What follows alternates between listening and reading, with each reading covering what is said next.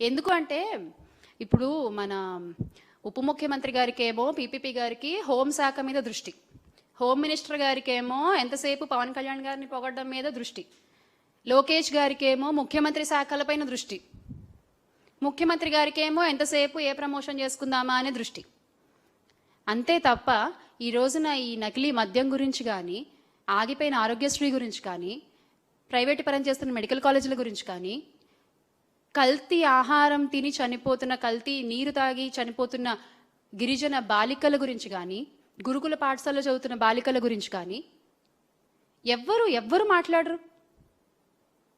ఏమన్నా అంటే మాకు అండర్స్టాండింగ్ ఉంది, మాకు మేము స్నేహపూర్వకంగా శాఖల మధ్య అండర్స్టాండింగ్తో పనిచేస్తున్నాము అని చెప్తారు. మీరు పని చేస్తే ఎవరు అడగరు కదా మిమ్మల్ని. లేకపోతే ఇదేనా మీ పనిచేసే వైనం? ఈ రోజున గ్రామాలన్నీ కూడా వెలవెలబోయి నాశనం అవుతున్నాయి. దానికి సమాధానం ఎవరు చెప్తారండి?